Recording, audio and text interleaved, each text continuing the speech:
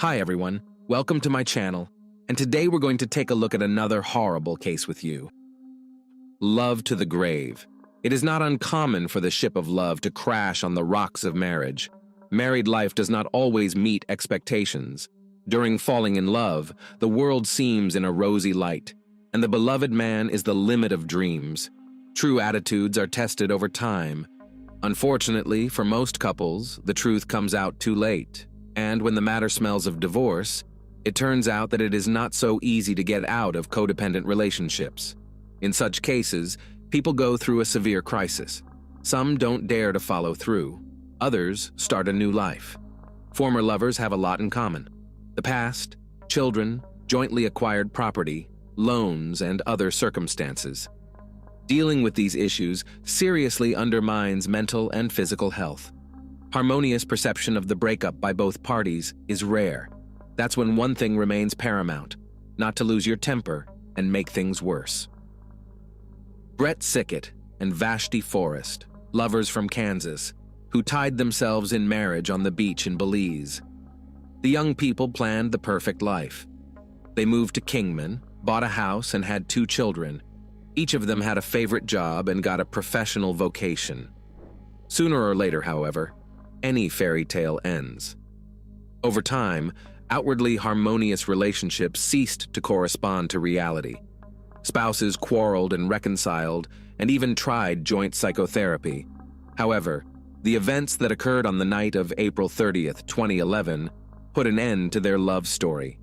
Detectives had to understand what caused such an unexpected denouement. Was it the wife's unstable mental state, or her husband's uncontrollable sense of ownership?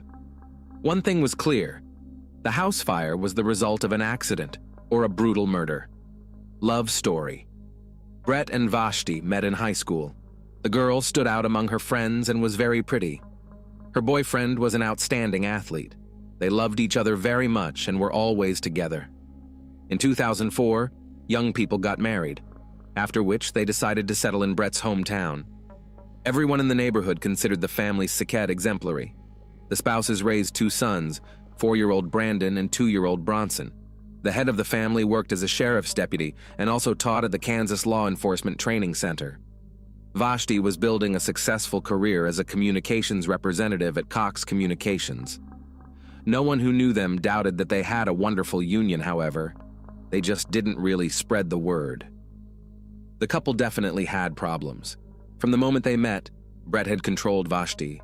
At first it was a slight pressure, but years later his overbearing character intensified. He was jealous of his wife and sometimes even suspected of cheating. At the same time, Vashti tried to please in everything. She was a kind and cheerful woman who took care of her family. She respected her husband and tried to keep the peace, but in doing so, she did not notice how she lost herself in her marriage. Her friends recalled that in recent years she changed a lot.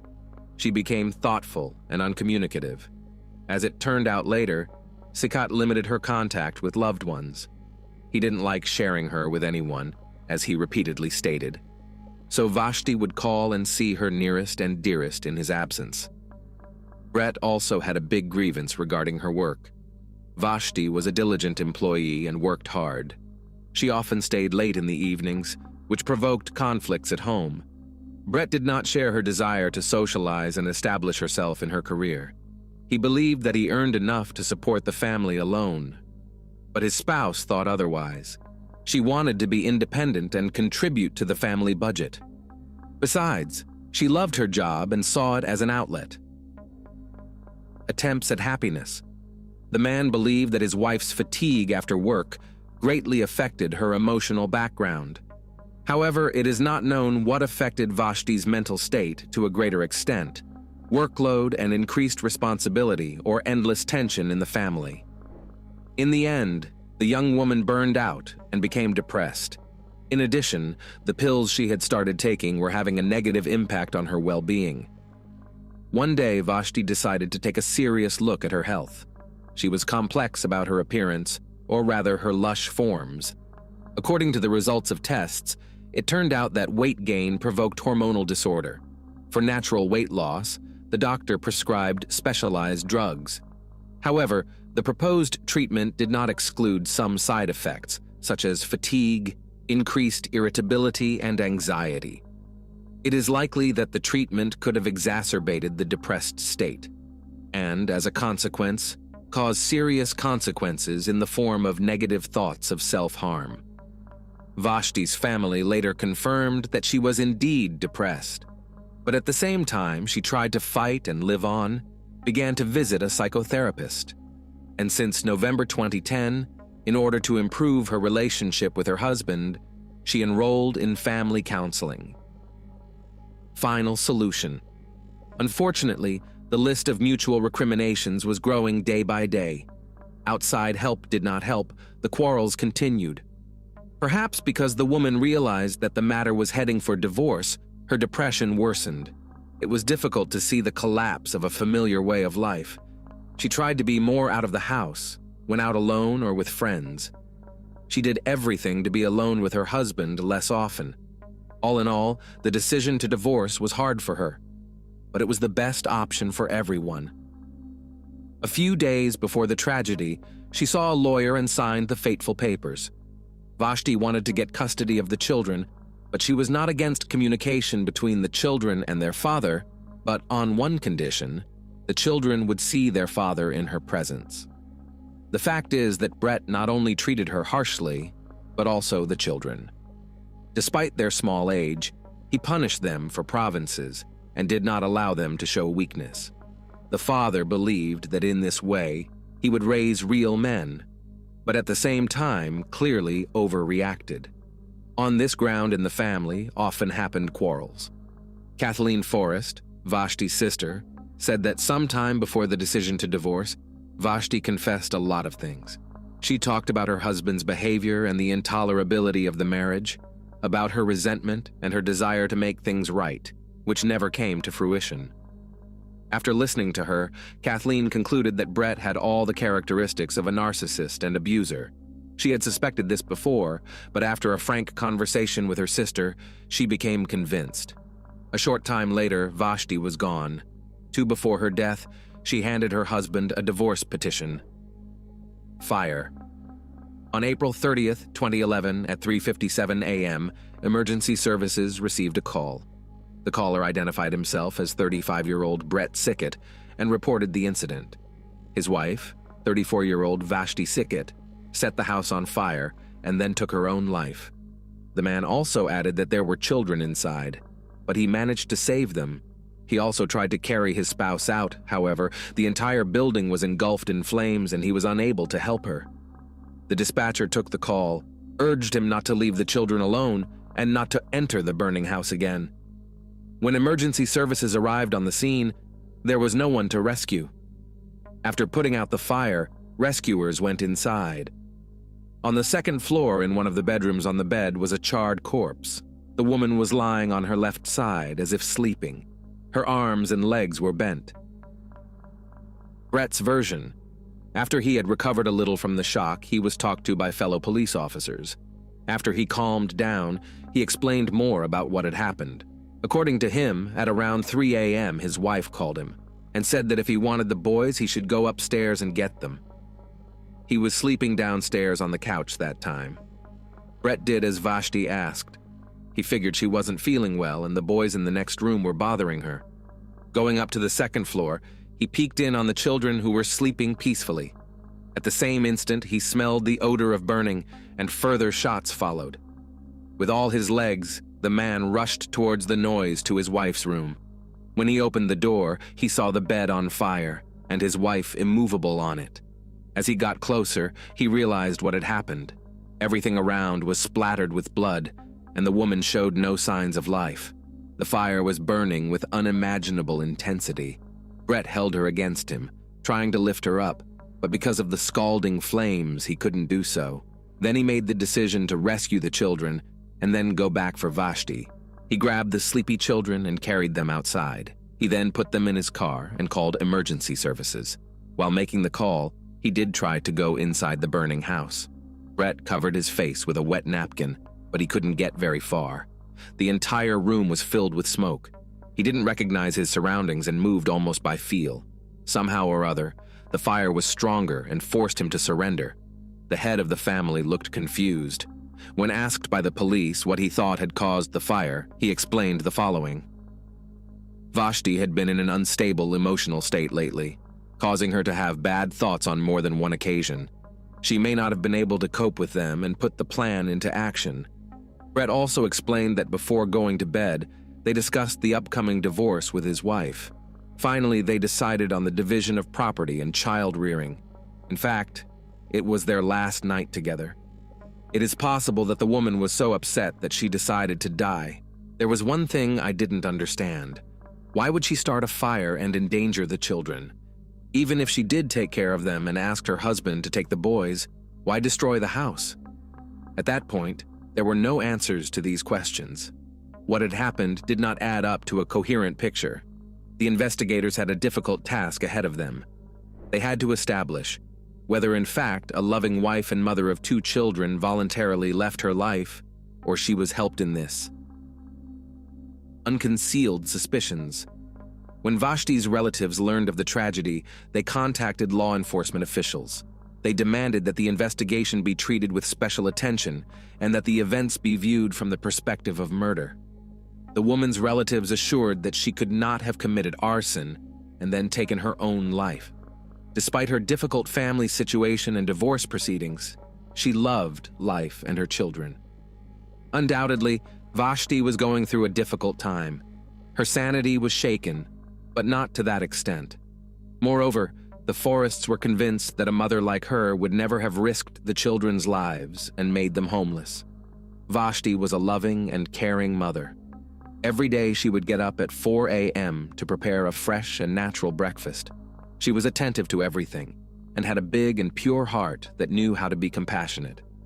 For an example, Kathleen recalled an incident in her life. One day, her sister learned that a kindergarten boy had been diagnosed with cancer. The child could have been saved, but his family needed financial help. Vashti came to the rescue with a fundraiser. She began baking pancakes, which were in particular demand. After each trade, Vashti gave the proceeds to the boy's family. It was unlikely that such a woman would leave her children to fend for themselves. In addition, she made big plans for the future. Together with her sister, she planned a vacation in Mexico, made repairs to the house, and every evening after work hurried to her sons. After a visit to the doctor, Vashti Sikit thoroughly took care of herself. She started exercising, eating right, and began to lose weight. Finally, she was starting to like herself in the mirror. Just a week before this happened, she had updated her closet. All indications were that the deceased was determined to move on. The brother and sister asked detectives to take a closer look at Brett's personality and told them what they knew. Although Kathleen, Richard, and Vashti lived in different states, they were close to each other and tried to keep in touch. The family was aware of the problems their sister was facing and were not going to keep quiet. However, they were worried that because of Sikit's position, the local police might have turned a blind eye to what had happened. Therefore, they revealed that their sister had complained about threats from her spouse more than once recently. He was against the divorce and did not want to let Vashti go. The man said that he would do something to her and nothing would happen to him for it. He reasoned that given his police skills, he'd make it look like an accident, and they'd believe him. Evidence. However, the investigators did not rush to conclusions and began to study the available evidence. And there was plenty of it in the case. First, during the examination of the scene, criminalists managed to find a lot of interesting things. Near the hearth of the fire was a canister of gasoline, indicating that the arson was, in fact, premeditated. Secondly, the incongruous position of the gun used to shoot the deceased. It was under her body, muzzle down. This raised a lot of questions. David Folletti, senior special agent in charge of the Kansas Bureau of Investigation, stated, "If Vashti shot herself lying down, the gun would have fallen to the floor. If she was sitting up and shot herself, the gun should have remained on her right side. The position in which it was found just didn't make sense." Even more disturbing was the trajectory of the bullet. However, it took time for the experts to get to the bottom of it all. Fourthly, when examining the contents of the lady's purse, a notebook was found. One of the pages contained a farewell message. Vashti wrote that she couldn't fight anymore. For that reason, she had to say goodbye to her husband and sons. She bequeathed to Brett to take care of the children. She asked the boys to be strong and forgive her. Vashti promised to watch over everyone from heaven. Despite the obviousness of what had happened, there were many inconsistencies in the case. It was as if someone was trying to make it look like wishful thinking. Next, the authorities investigated the couple's life and interviewed the people around them. Family opinion. The Forrest family said that just a short time ago, Vashti served her husband with divorce papers, and just a couple days later, she died. They knew that Brett was pressuring her, but no one believed he could follow through. Everyone thought the dissolution of the marriage would be a protracted process at the very least. Vashti was afraid her husband would take the children away from her, so she put up with it for years. Everyone described him as uncommunicative and secretive. He had almost no friends, and colleagues at work considered Brett arrogant. He was the complete opposite of his wife. Eventually, her stamina reached its limit, and she made the decision to separate. Everyone knew what the man's reaction was. He was angry and canceled a planned dinner with friends. In response, Sikit stated that he would do anything to prevent his wife from seeing the children. Undoubtedly, such a prospect was frightening. So that same day, Vashti took the boys and spent the night at a friend's house. In this way, she wanted to give her husband time to step back and get used to the new realities. Vashti hoped he would pack up his things and leave home. But instead, he stayed. From what he said, he needed time to find a new place to live. Brett's speech touched Vashti's good heart. She hoped she could resolve the disagreement in a civilized manner. So she returned home the next day, full of hope that the dispute would be resolved and the divorce would be amicable. In principle, Brett himself did not hide it. He initially admitted that his spouse was worried about child custody. As a loving father, he did not want to part with his sons and was going to fight. However, allegedly, on that ill-fated night, he and his wife reached an agreement. Unfortunately, on April 29th, the deceased did not communicate with anyone, and what was going on at their home is unknown. Witnesses. The testimony of a neighbor of the family shed light on the situation in the house. The witness said that on the night of April 30th, she was suffering from insomnia. At 3:15 a.m., the silence outside the window was broken by the sound of clapping. The words of the eyewitness made one wonder. It was unclear why Brett had called emergency services 42 minutes later. Brett was a police officer and knew full well that delay could have tragic consequences. In addition, the experts listened to his call again. The man's voice seemed reserved and cold. It gave the impression that he did not care. Then the investigators talked to the psychotherapist, whom the couple visited. The specialist said that Vashti was concerned about her husband's reaction and the threats she was receiving. She shared that during one of the arguments, her husband confessed that he dreamed of killing her. This statement frightened Vashti, but she did not believe that he was capable of such a thing. The therapist herself characterized Brett as a narcissist with latent psychopathic tendencies. Autopsy.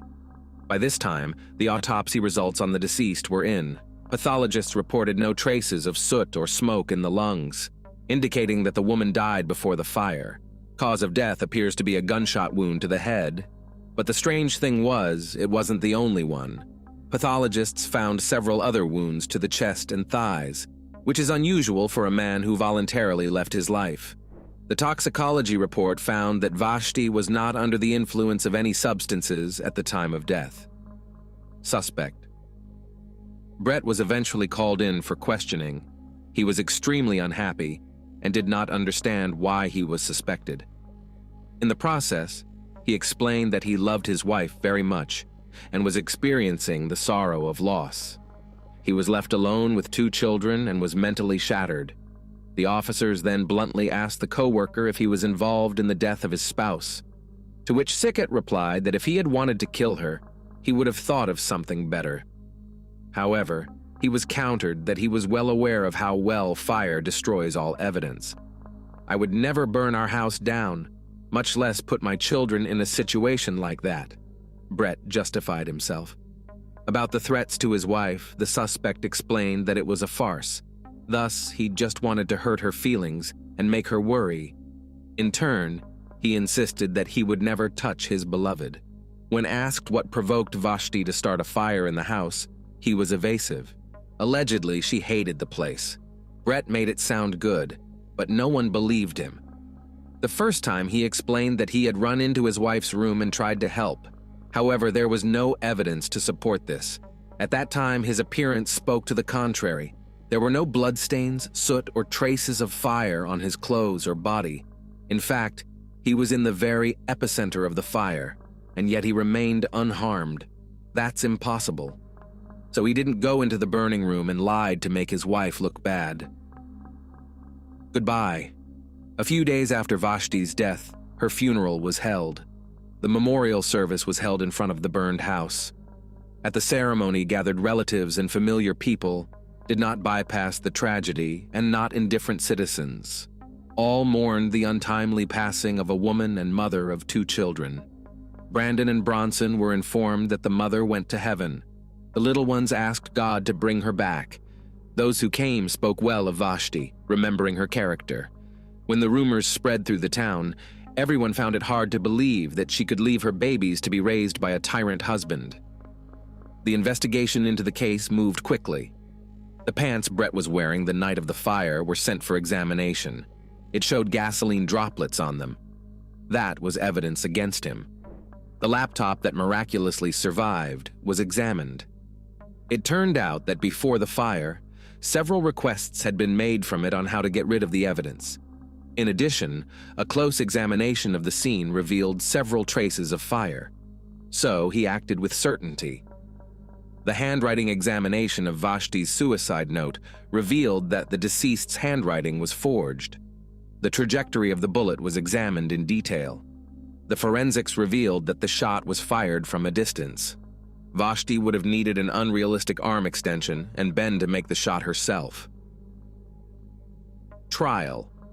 Brett Sickett was eventually arrested on May 14, 2011. He was charged with murdering his wife, arson, and child endangerment. 2 years later, the trial began. The prosecution insisted on the defendant's guilt and presented all the available evidence in the case. They were so undeniable and sufficient that those present in the courtroom had no doubts about his involvement. As experts were invited specialists in handwriting, ballistics. Forensic experts and a psychotherapist also testified.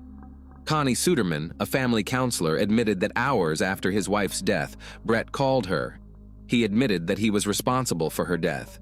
During the hearing, the defendant explained that his words were being misinterpreted. For 19 years, I was the one who protected her, but in the end pushed her to what I was protecting her from. So I believe Vashti's death is on my conscience, he explained.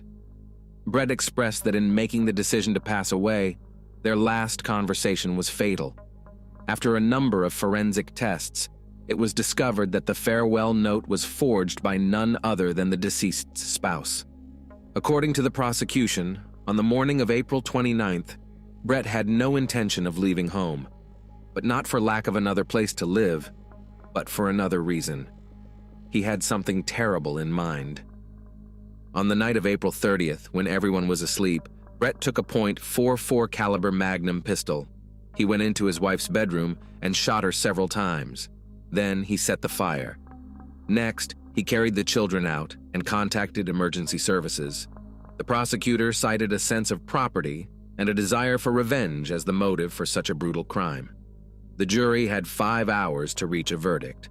In the end, 37-year-old Brett Sickett was found guilty and sentenced to life in prison with parole after 25 years for murder, 5 years in prison for arson, and 1 year for endangering the lives of his sons.